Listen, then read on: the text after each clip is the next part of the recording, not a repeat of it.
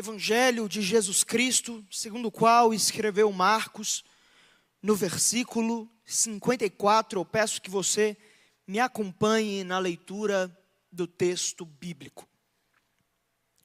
Marcos 14, versículo 54, diz o seguinte: Pedro o seguiu de longe até o pátio do sumo sacerdote. Sentando-se ali com os guardas, esquentava-se junto ao fogo. Vá comigo para o versículo 66. Estando Pedro embaixo, no pátio, uma das criadas do sumo sacerdote passou por ali. Vendo Pedro a aquecer-se, olhou bem para ele e disse: Você também estava com Jesus, o Nazareno. Contudo, ele o negou, dizendo: Não o conheço, nem sei do que você está falando.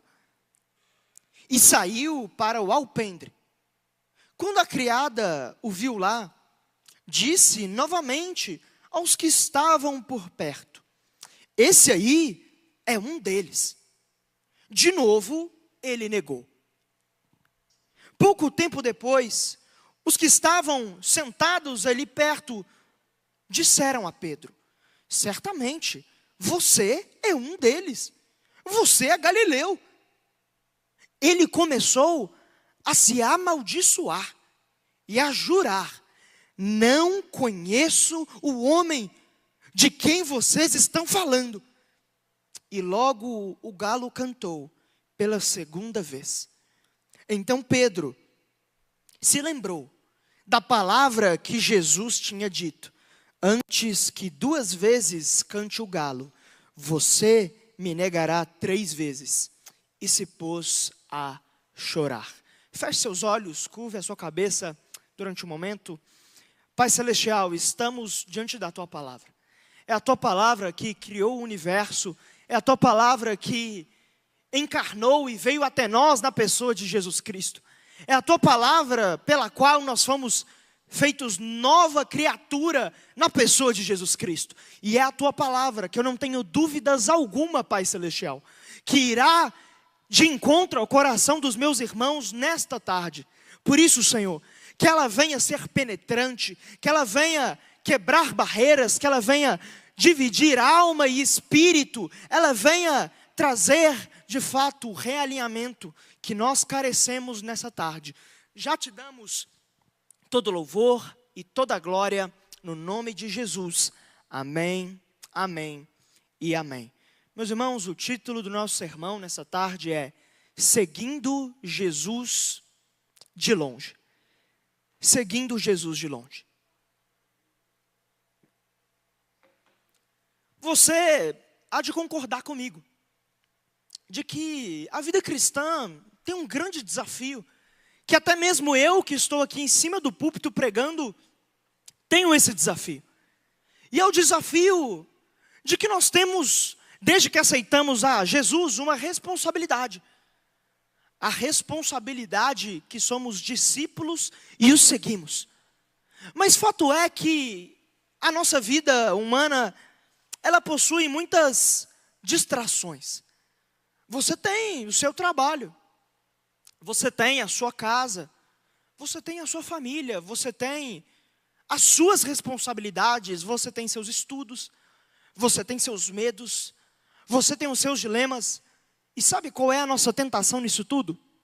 Continuarmos seguidores de Jesus, mas Jesus cair da lista de prioridade da nossa vida. De repente, Jesus perdeu o lugar de único Senhor do nosso coração.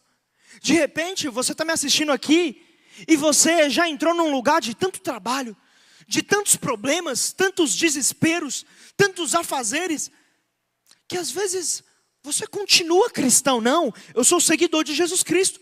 Mas sabe, talvez você não tenha mais a mesma intensidade que um dia você teve. Talvez você não tenha mais o mesmo discipulado, a mesma entrega que você teve em outro momento. E eu que estou aqui tenho isso também. Nós temos essa responsabilidade de sermos discípulos de perto de Jesus. Eu estou aqui. E sabe qual que é um desafio? O desafio é a obra de Deus não tomar o lugar do Deus da obra na minha vida. O meu ministério não virá aquilo que eu mais sigo ao invés de Jesus. E nós temos uma dificuldade, não é? De fazer o nosso devocional todo dia, de ter tempo a sós com Deus, e de repente, vez ou outra na semana, nós nos encontramos tão longe de Jesus, tão distantes, com um coração que já não bate como já bateu em outro momento. É sobre isso que eu quero falar com você nesta tarde. Para isso, permita-me te introduzir rapidamente ao Evangelho de Marcos. Meus irmãos, este é o primeiro evangelho a ser escrito. Ele é escrito por João Marcos. João Marcos, ele é judeu, ele é primo de Barnabé, e é discípulo e cooperador de Pedro e cooperador de Paulo. João Marcos escreve o seu evangelho, e aquilo que nós temos como registro dos pais da igreja, é que a fonte do evangelho de Marcos é Pedro. Então, João Marcos está escrevendo esse evangelho, esse texto que nós acabamos de ler, segundo a ótica e aquilo que o próprio apóstolo Pedro disse e foi recitando a Marcos, de tal forma que, se pudéssemos colocar um nome no evangelho de Marcos, é que ele seria, entre aspas, o evangelho segundo Pedro. E de fato, esse evangelho, ele é enfatizado por João Marcos como que Cristo, ele possui uma espécie de pintura, uma caricatura que João Marcos vai fazer a respeito de Jesus, que é de que Jesus, ele é o servo perfeito. Se no evangelho de Mateus a ênfase é que Jesus é o rei perfeito, se no evangelho de Lucas a ênfase é que Jesus é o homem perfeito, se no evangelho de João a ênfase é de que Jesus é o Filho de Deus perfeito, no evangelho de Marcos a ênfase colocada é que Jesus é o servo perfeito. Isso acontece porque esse evangelho é escrito a romanos que se converteram à fé cristã.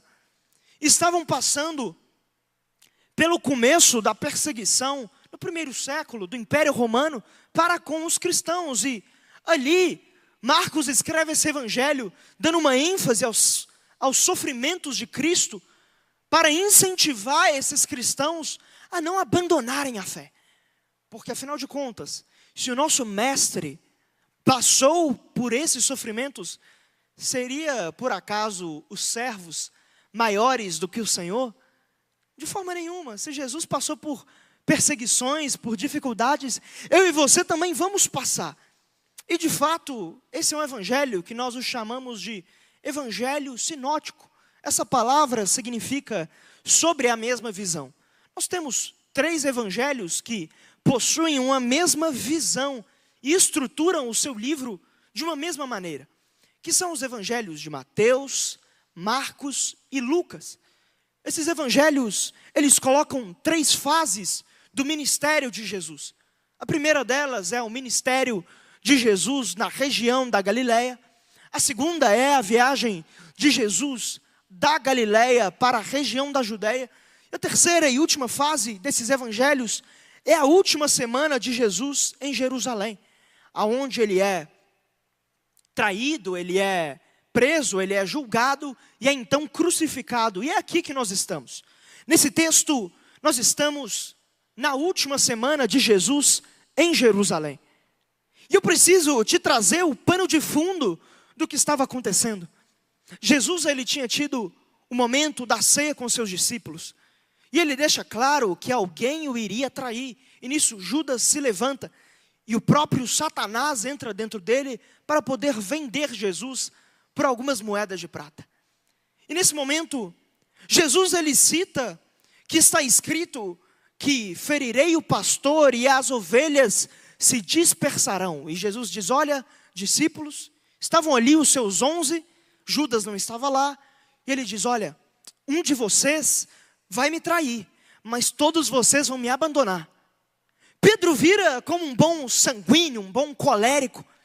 Ele vira e fala, Senhor, de forma alguma eu te trair, eu abandonar você não. Se preciso, eu morrerei por sua causa, Jesus.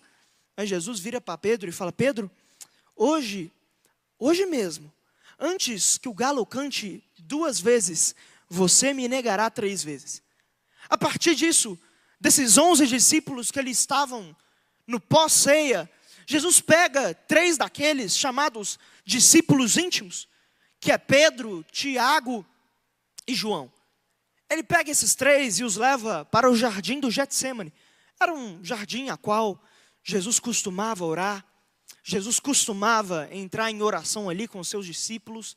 E ali, ele coloca esses 3 discípulos para poder orar. Mas sabe o que eles fazem? Eles dormem.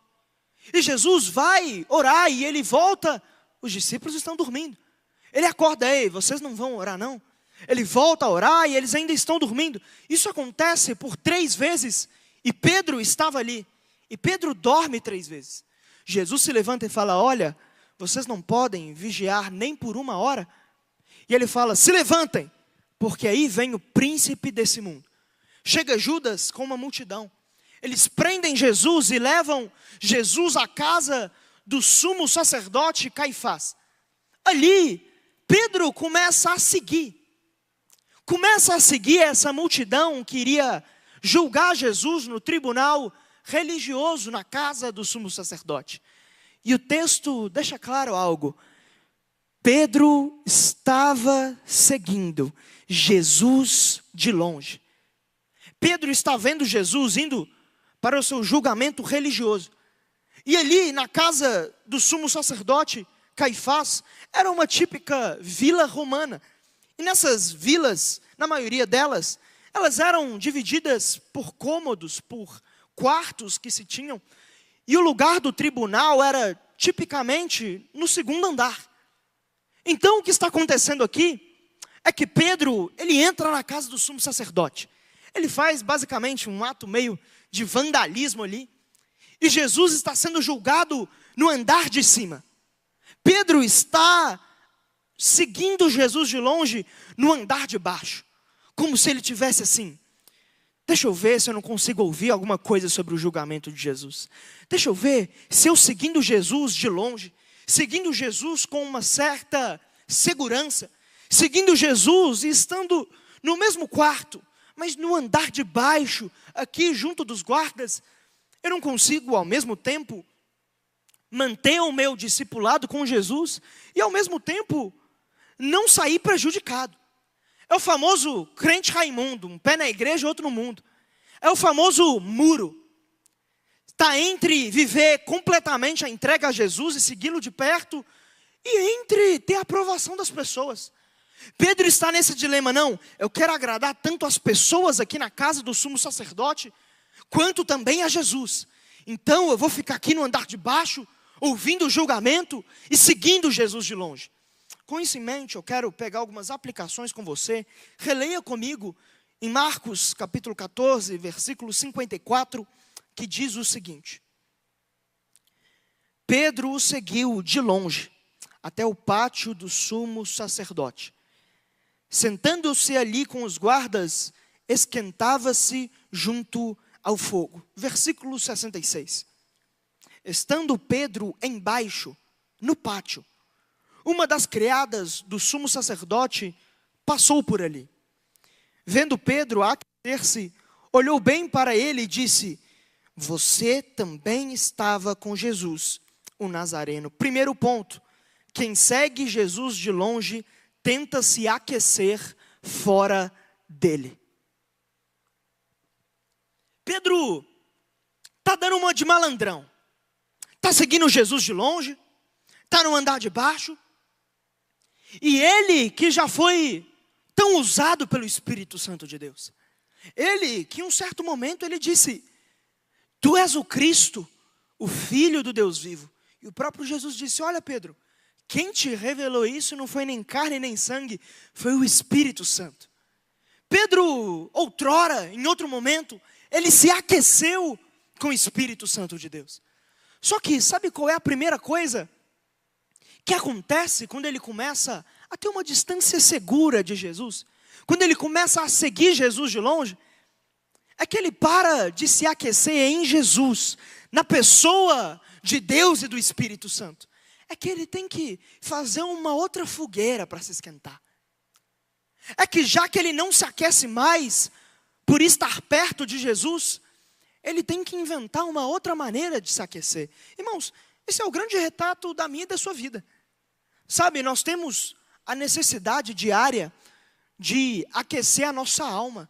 Todo dia nós precisamos de algo para nos satisfazer. Todo dia nós precisamos de algum fogo, de algum sentido, de propósito da nossa vida. Nós precisamos de alguma conquista, de alguma coisa que seja o fogo que nos aquece. E sabe, quando nós começamos a seguir Jesus de longe, Jesus deixa de ser o fogo que nos aquece. E nós começamos a fazer lareiras mal feitas, fogueiras humanas, para tentar aquecer a nossa alma. Pedro, ele tinha tido falta de disciplina espiritual no Getsêmani. Deixou de orar por 3 vezes e por isso negou Jesus 3 vezes. Ei, irmão, deixa eu te falar. Sabe quando que a gente começa a seguir Jesus de longe? É quando a gente começa a negociar a nossa busca diária por Ele. É quando a gente, igual Pedro no Getsêmani, a gente dorme 3 vezes. E na hora que a gente não está mais tendo tempo com Ele, nós não estamos mais nos aquecendo nele, a gente não tem mais prazer na oração, não tem mais prazer na leitura bíblica, não tem mais prazer em buscar a Deus, em aprender de Deus. Inevitavelmente nós começamos a ter uma distância de Jesus. Nós começamos a falar: Jesus, o Senhor é bom, mas sabe, fica aí, eu vou ficando aqui. Pode ficar aí, Jesus, eu estou te seguindo de longe. E sabe, eu cheguei aqui agora, eu te amo, Jesus, mas o Senhor não me aquece mais. Eu vou fazer então um fogo aqui para mim. Eu vou acender uma lareira minha, que isso é o sentido da minha vida. Mas Jesus, eu estou te vendo de longe, hein? Eu estou te seguindo de longe. Irmãos, a realidade é que nada pode nos satisfazer se não for a presença do próprio Deus.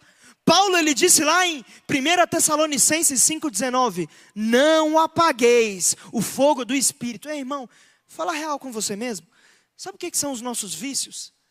Sabe o que são, de fato, os nossos pecados de estimação? Sabe o que é isso? São só as nossas lareiras humanas. São só as nossas fogueiras de quem não se aquece mais em Deus e tem que inventar fogo estranho para se aquecer. É só as brasas carnais que nós temos. Quando nós colocamos em xeque a nossa busca diária com Deus, e Jesus deixa de ser a nossa prioridade, a gente faz tudo.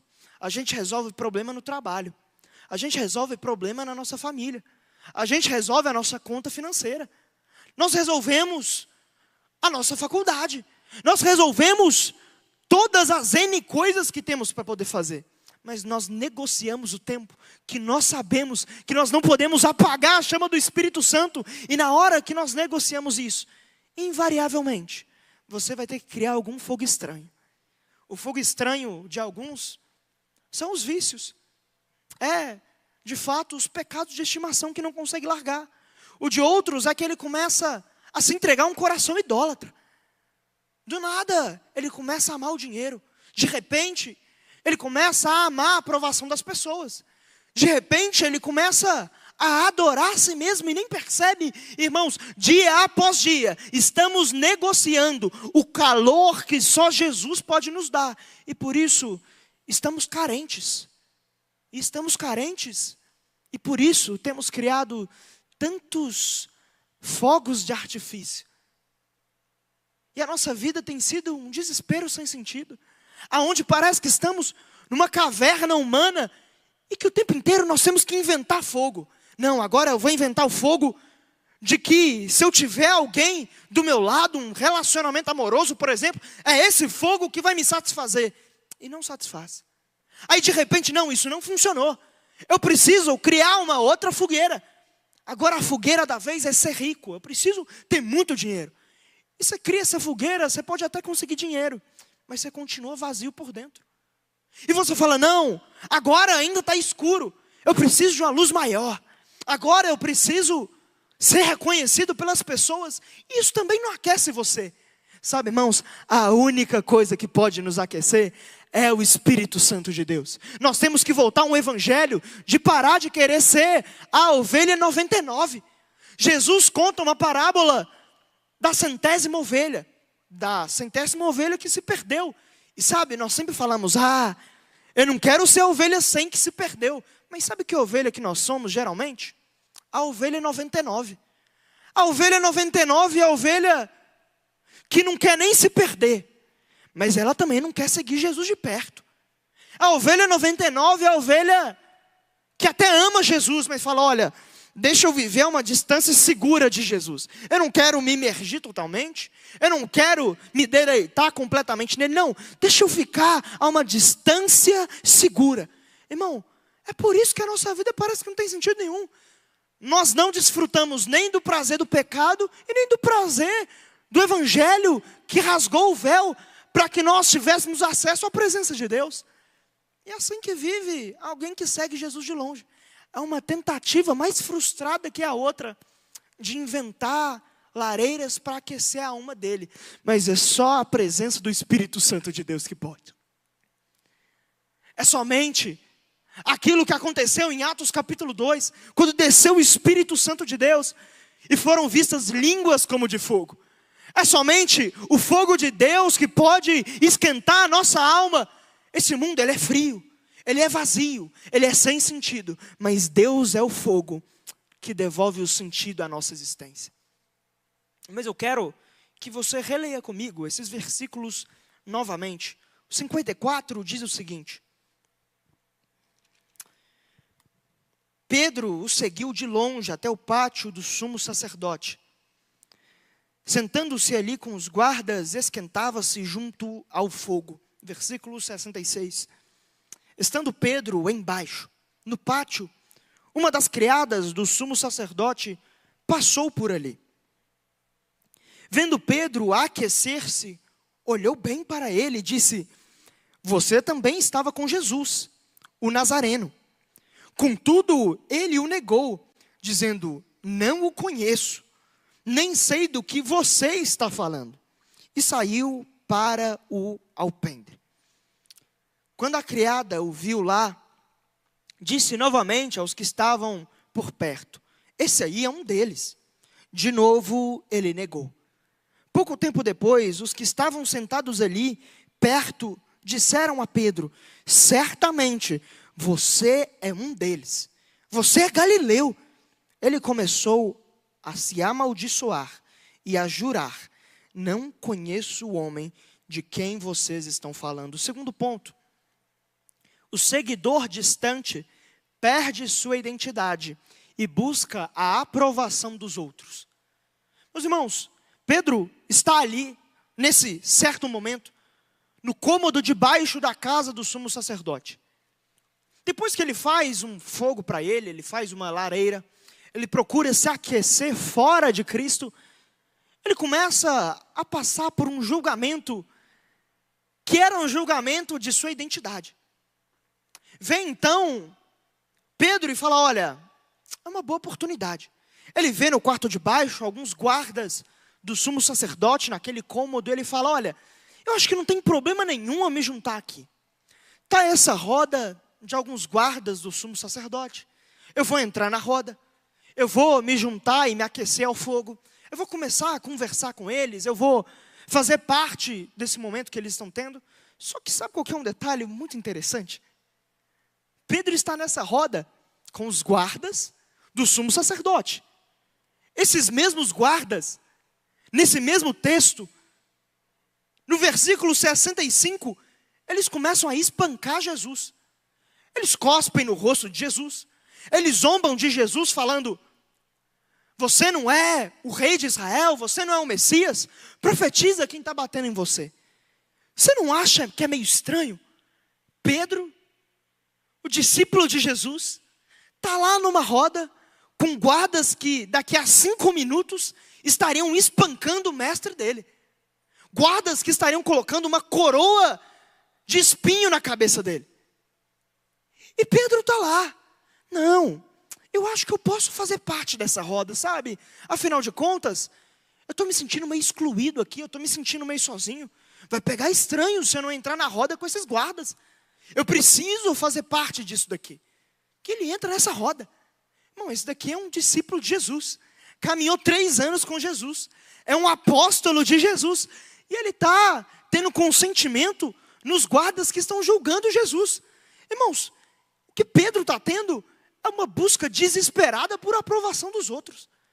Ele está seguindo Jesus de longe e por isso ele começa a negociar sua identidade. Não, sabe, eu não acho que é tão errado assim eu me juntar a esses guardas. Não, sabe, eu preciso da aprovação deles. O que eles vão achar de mim? Se eu estiver aqui, eu não estiver na mesma roda que eles. Depois disso, chega uma criada do sumo sacerdote.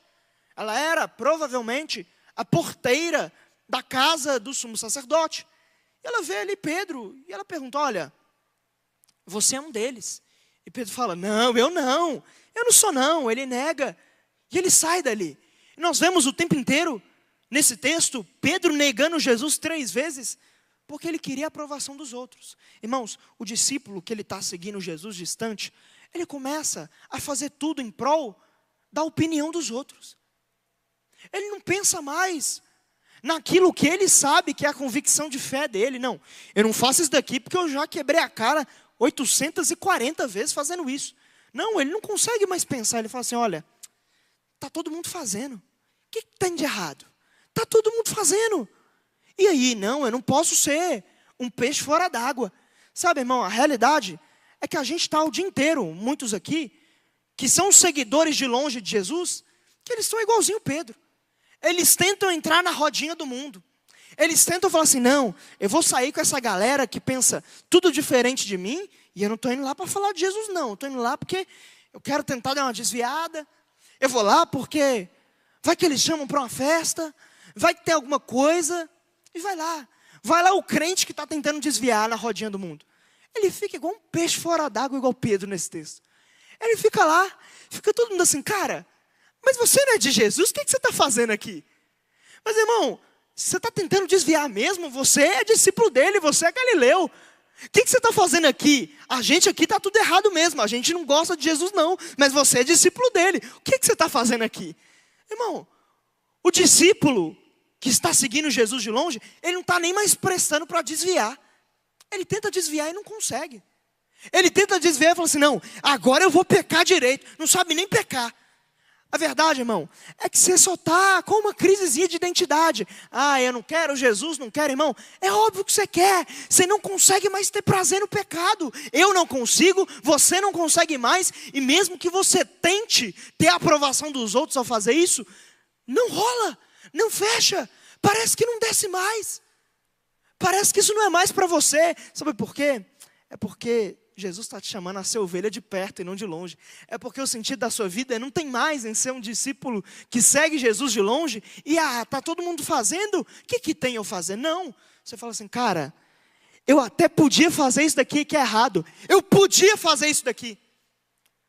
Só que eu não quero. Só que não tem mais a ver comigo, não tem mais sentido para mim. Cara, é isso que nós entendemos quando nós olhamos a crise que o discípulo que está seguindo Jesus de longe, ele vê.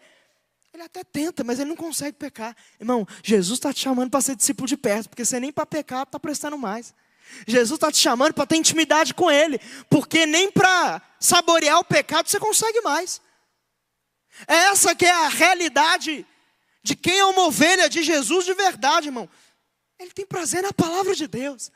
Não tem como você falar assim, você quer ir na festa ou no culto? Ele fala, cara, eu estou com a expectativa nesse culto, eu até queria ir na festa pecar, mas sabe, eu estou querendo ir ouvir a voz do meu mestre, irmão, a gente não consegue mais, essa que é a realidade. Mas eu quero ver com você o versículo 66, eu quero reler esse texto, nós vamos reler ele algumas vezes, essa é a última na verdade. Versículo 66 fala o seguinte, estando Pedro embaixo, no pátio, uma das criadas do sumo sacerdote passou por ali. Vendo Pedro aquecer-se, olhou bem para ele e disse, você também estava com Jesus, o Nazareno. Contudo, ele o negou, dizendo, não o conheço. nem sei do que você está falando. E saiu para o alpendre.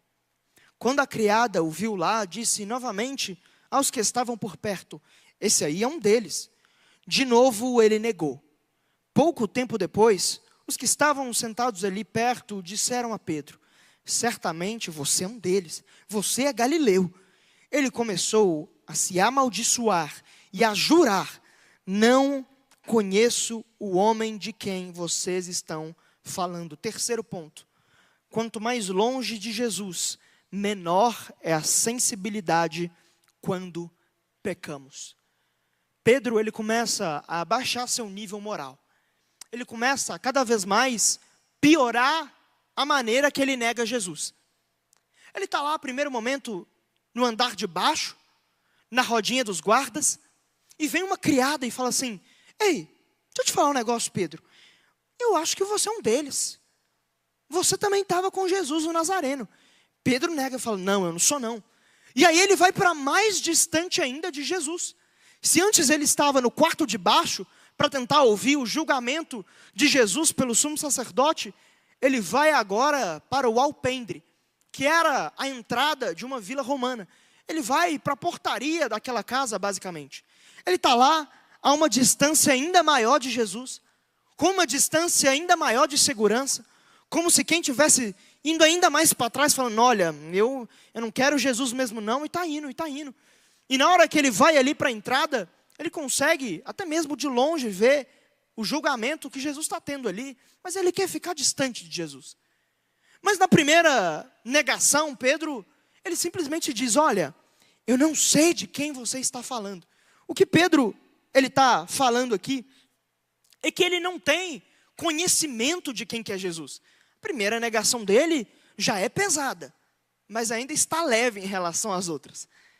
Ele fala assim: olha, eu não sei de quem você está falando. E parece que ele faz uma redundância no texto, porque ele diz duas vezes: olha, eu não sei de quem você está falando. E ele, de novo, ele vira e fala que ele não sabe também, ele não conhece e ele não sabe. Ele usa duas palavras sinônimos. Mas essas palavras, elas falam de aspectos diferentes do conhecimento de Pedro de Jesus. A primeira, que ele diz, sei, ele está falando de um conhecimento teórico de quem é Jesus. Ele está falando assim: olha, eu não conheço ninguém que chama Jesus. Nunca ouvi falar de ninguém com esse nome. Depois ele diz: eu não conheço, ou seja, eu não conheço nenhum Jesus pessoalmente. Pedro está dizendo: eu nunca ouvi falar de um Jesus e eu nunca conheci ninguém chamado Jesus pessoalmente. Já é uma negação baixa. Mas aí na segunda, quando ele está ali no alpendre, na entrada, ele faz uma segunda afirmação que ele nega ser um discípulo de Jesus. Se na primeira ele nega saber quem é Jesus, na segunda ele nega a identidade dele, que andou com Jesus durante 3 anos. E na terceira é a mais pesada de todas. As pessoas vêm com fatos e falam assim: Pedro, você tem sotaque de galileu. Naqueles tempos, o hebraico de um galileu, ele era muito, muito puxado. Era basicamente, imagina, um mineiro do interior indo lá para o Rio de Janeiro. Todo mundo ia saber que era mineiro. Bastava ver o sotaque e falar: esse cara não é daqui não.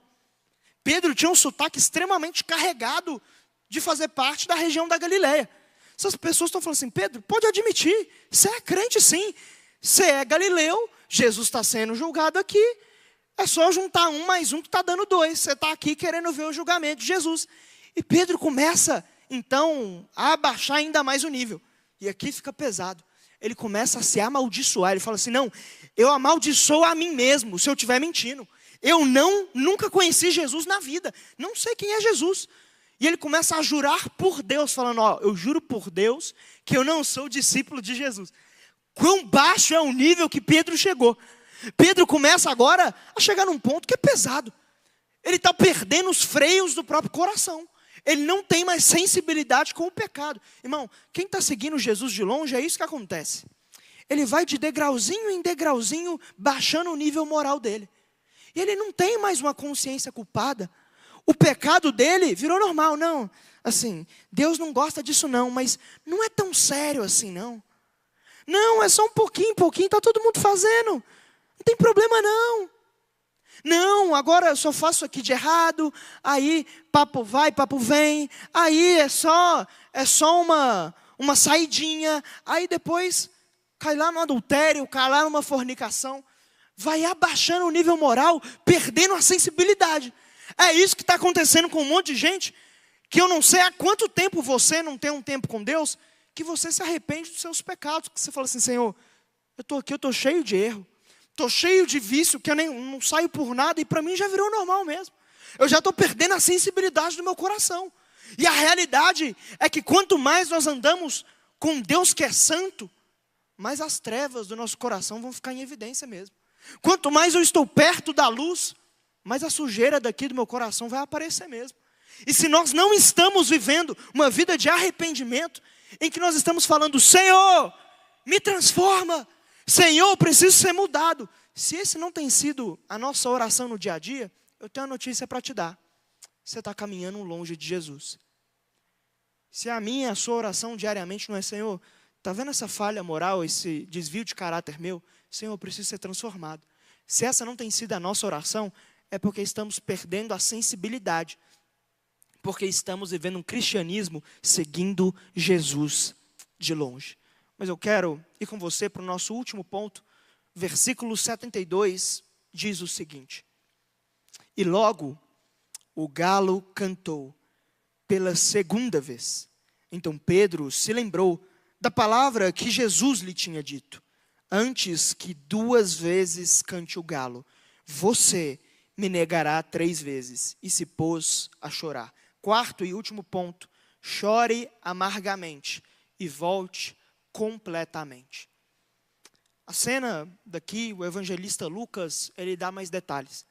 Depois que Pedro nega Jesus pela 3ª vez, Pedro está ali na saída da casa do sumo sacerdote. Provavelmente tinha uma janela que dava ao 2º andar, aonde Jesus estava sendo julgado. E no momento que Pedro termina de se amaldiçoar e nega Jesus 3 vezes, o galo começa a cantar. E Lucas 22, versículo 61, tem um texto que eu não sei você, mas eu não queria ser Pedro.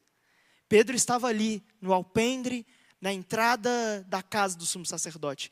E ele vê Jesus da janela, se virando e olhando dentro do olho dele.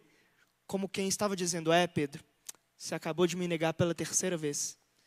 O olhar penetrante de Jesus, corroendo a alma de Pedro, fazia ele sair dali e falar, gente, eu vou ali, eu preciso chorar. Ele entende, olha, Jesus tinha me avisado, eu sabia que eu estar seguindo ele de longe ia dar nisso mesmo. E agora ele ainda olha para mim, sabendo que eu fiz tudo isso. Irmão, sabe qual que é a realidade? Deus hoje, Ele está chamando você para perto, porque Jesus está olhando dentro do seu olho e falando assim, eu sei o que você anda fazendo. Eu sei como é que anda esse cristianismo seu. Eu sei como é que está. Eu sei que você não conta para ninguém não, mas eu sei como é que você está comigo. Mas eu estou olhando dentro do seu olho aqui, porque chegou a hora de se arrepender. Chegou a hora de chorar. Chegou a hora de você falar assim, olha, eu não posso mais viver essa mesmice cristã não. Chegou a hora de eu e você falar assim, gente, espera aí, eu preciso ali para o canto chorar amargamente, porque eu quero voltar completamente. E Pedro, ele tem um diferencial. Embora Pedro tivesse todos os erros, ele tinha uma qualidade, sabe qual? Ele não usou a culpa que ele tinha para se afastar de Jesus, muito pelo contrário. A culpa dele, de ter visto o erro dele, levou ele para mais perto de Jesus. Tem um contraste muito profundo entre Judas e Pedro. Você sabe qual que é a diferença dos dois? Os dois basicamente, entre aspas, fizeram a mesma coisa. Judas, ele vendeu Jesus. Ele, por 20 moedas de prata, vendeu o Senhor dele. Pedro negou Jesus 3 vezes. E os dois chegam a um momento que eles estão arrependidos. Arrependidos não, eles estão com remorso. Eles estão com uma tristeza, uma culpa. Judas pega o dinheiro, joga no templo e fala assim, eu traí sangue inocente. O que eu vou fazer agora? Os fariseus falam, olha, isso é problema seu. Judas está com alguma culpa, sim ou não? Sim. Pedro aqui está chorando amargamente. Pedro está com alguma culpa? Sim. Mas sabe o que Judas fez com a culpa dele? Ao invés da culpa dos seus erros levar ele para mais perto de Jesus, a culpa de Judas levou ele a entender o seguinte: para mim não tem mais jeito não. Eu vou me matar. Não tem mais como eu consertar com Jesus não. Eu já traí ele, não tem como ele me perdoar. Não tem como ele me restaurar. Não tem como ele me transformar. É melhor eu me matar mesmo. Só que sabe o que Pedro fez com a culpa dele? Pedro chora amargamente. Mas quando Jesus ressuscita, Pedro é o primeiro. Na hora que Jesus vem e fala 3 vezes: Senhor, eu te amo. Meu irmão, você sabe como é que está essa vida cristã sua?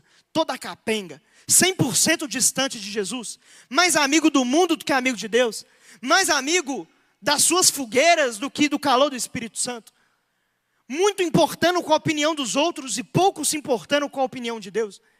Em que você está só baixando seu nível moral. Coisas que você considerava erradas, agora para você não é tão mais errado assim. Quando você olha tudo isso, hoje é o momento de se arrepender. Hoje é o momento de chorar amargamente. Mas essa culpa não é para matar você não.